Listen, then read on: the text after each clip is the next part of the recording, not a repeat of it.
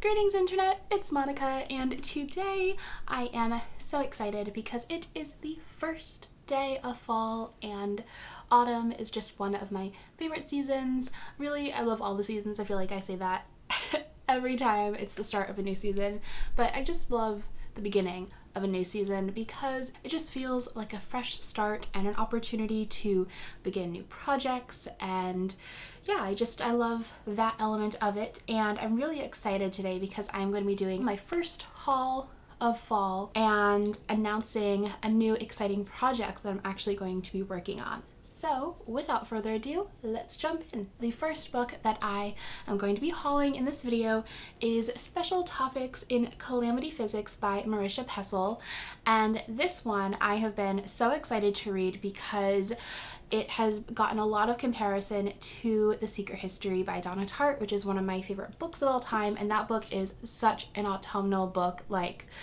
autumn to the max, and this I've just heard is very similar in vibes, so I'm very excited for that.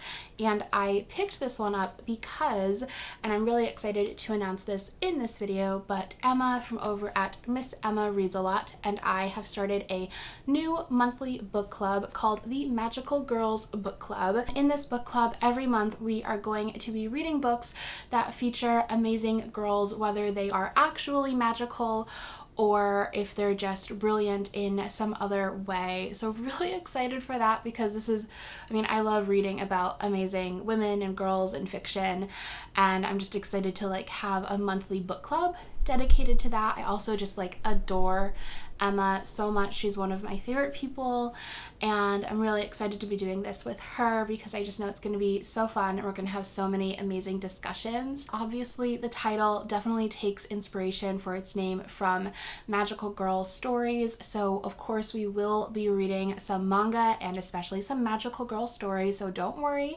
I will link down below in the description a link to the Tumblr page for the book club, which will have information that you may need if you would like to join us for our monthly live shows, which we're actually going to be doing over on Instagram. Also have there the upcoming books that we will be reading, and so far we have both November and December also planned out, but our October book is Special Topics in Calamity Physics. Now we chose this one because it just gives real autumn vibes, like I was saying, but also it features a main character who is a girl just known for her brilliance. In this book, you follow Blue Van Meer, who ends up entering a elite school in a sleepy town. She ends up making friends with this very charismatic group of people, but then some murders start taking place, and so there is this mystery element to the book, and I'm just really excited for it. It sounds super interesting. I love a good mystery in autumn,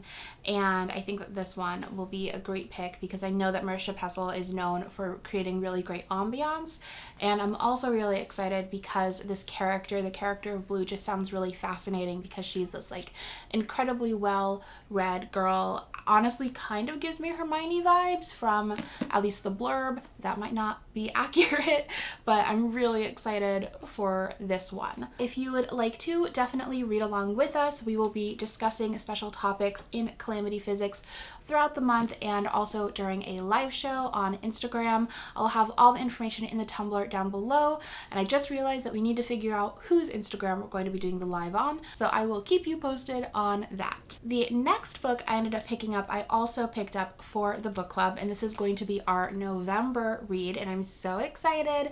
This is going to be a reread for both Emma and I, but we're really excited because it just got a new edition, and the new edition is beautiful, and that is Sailor Moon, the OG herself. Sailor Moon is my idol, basically. I grew up with Sailor Moon. I adore her, and I'm so excited to be diving back into this world and reading these stories for the first time in years. So this edition is the Sailor Moon Eternal edition, and it is holographic on the cover.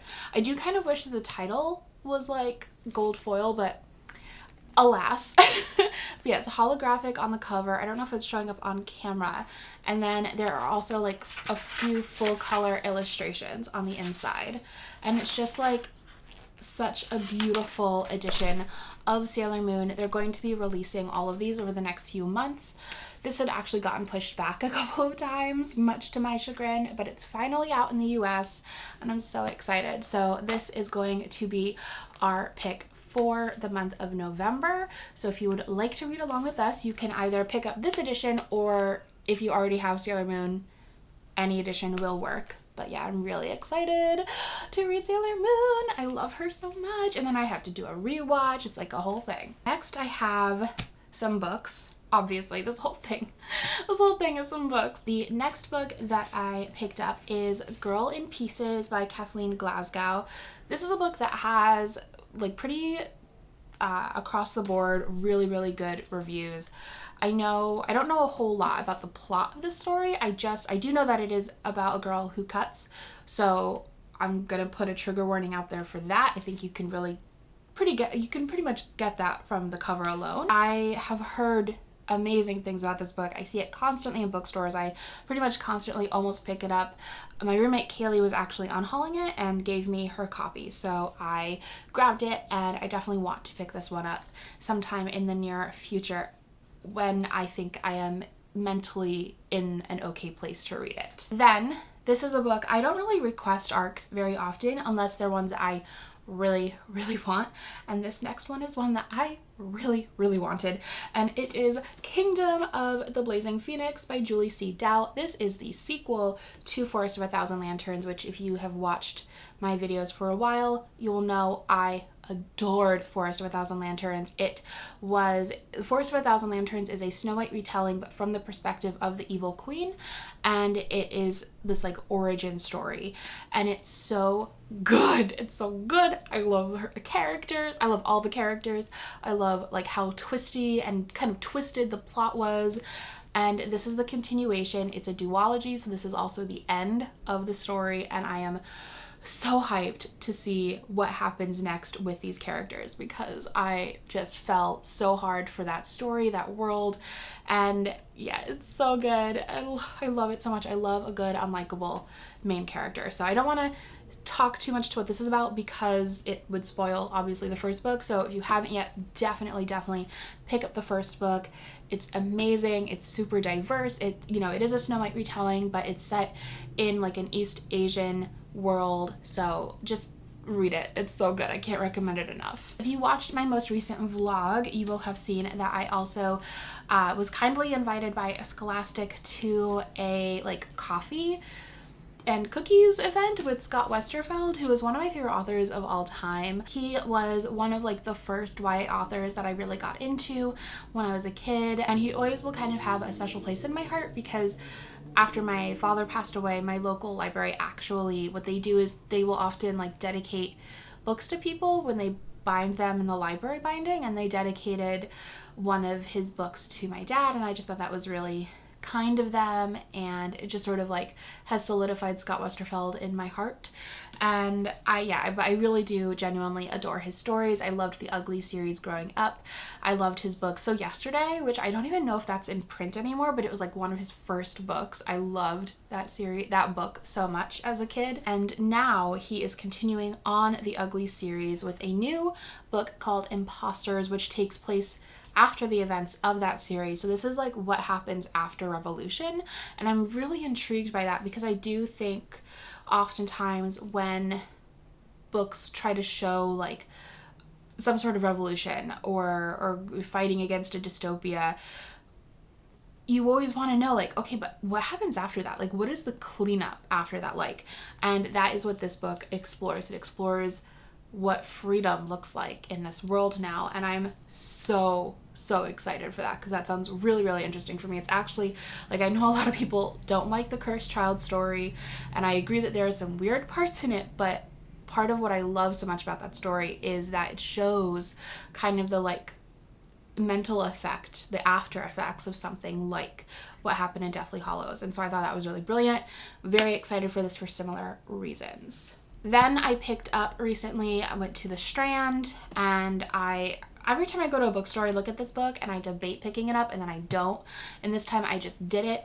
And it is The Way of Kings by Brandon Sanderson. This book is a chunky monkey.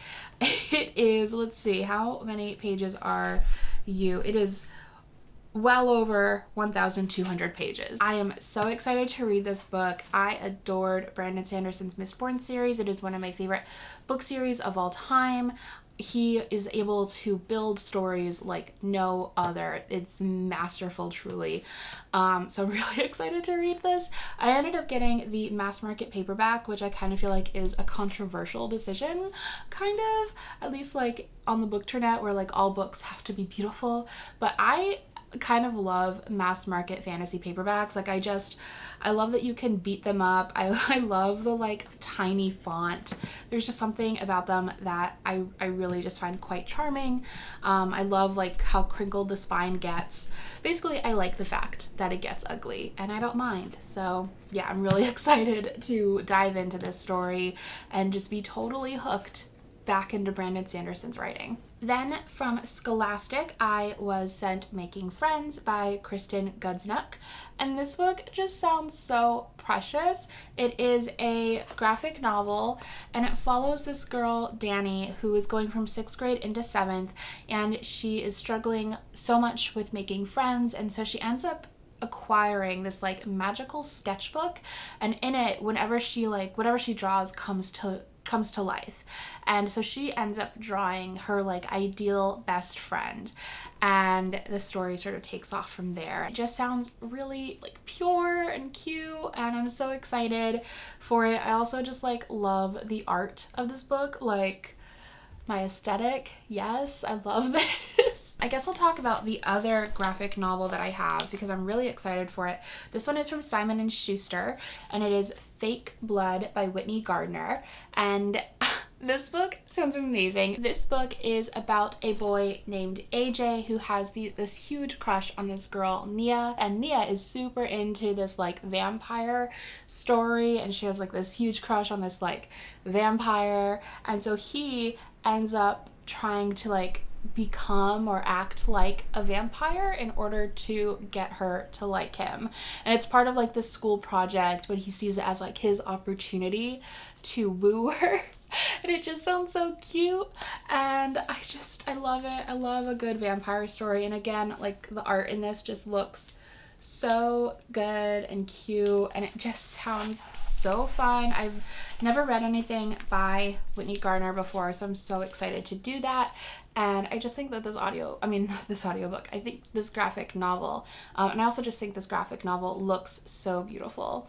Like, I just love it. So I can't wait to read that. Then I picked up a book that has been getting so much buzz, and it is There There by Tommy Orange. So this is a Native American owned voices book that follows multiple perspectives as they're all traveling into Oakland for this powwow. In the blurb, it says Tommy Orange writes of the plight of the urban Native American, the Native American in the city, in a stunning novel that grapples with a complex and painful history, with an inheritance of beauty and profound spirituality, and a plague of addiction, abuse, and suicide.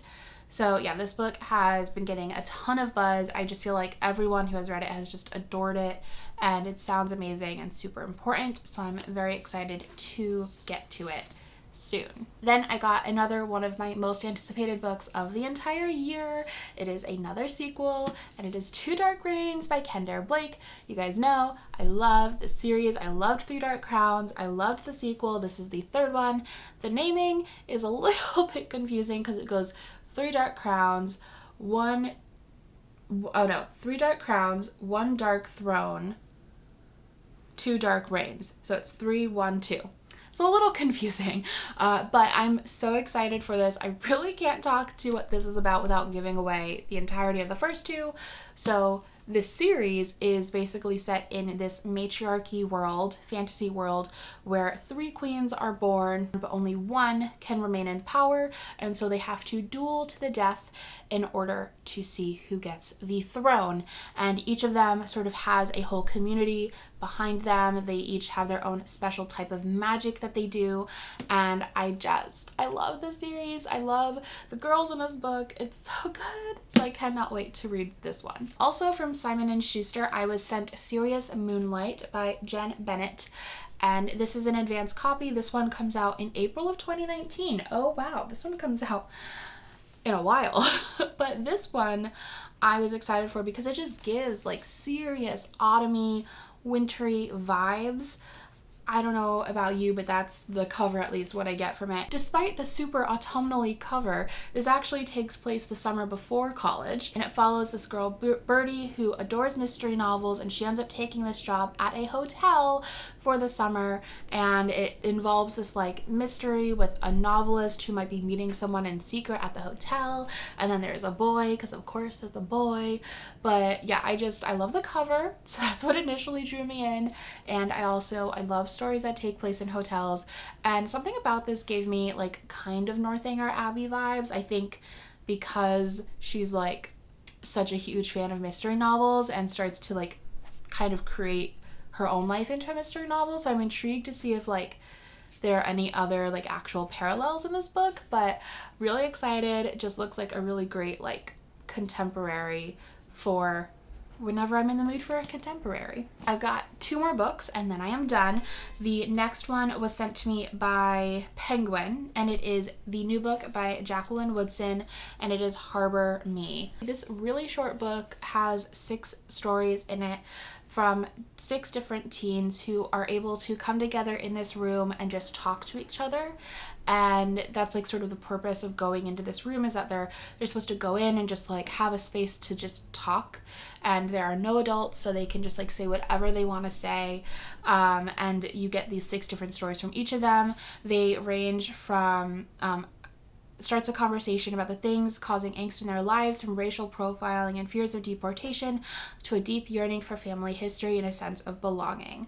So this just sounds really beautiful. I love Jacqueline Woodson's stories and her writing, so I cannot wait to pick this one up. And then the last book that I'm going to talk about was given to me by my friend Elena, and I have been so excited to pick this book up because it just sounds amazing. I've heard such great things about it, and it is Summer of Salt by Katrina Lino, and this book is supposed to have both a female-female romance in it and magic. And I read the first couple of pages, and the writing is so beautiful.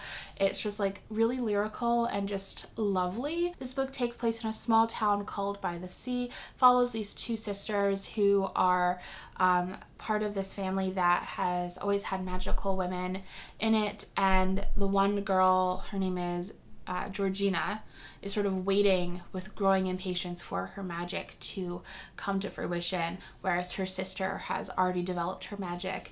And I've just heard such amazing things about this book. I've heard it's absolutely beautiful, and I cannot wait to pick it up. These are the books that I have recently picked up. I'm very excited for my first haul of the fall, and I'd love to hear from you guys if you have read any of these, what you thought, or what book you're most excited to pick up this fall, and I'll talk to y'all next time. Bye!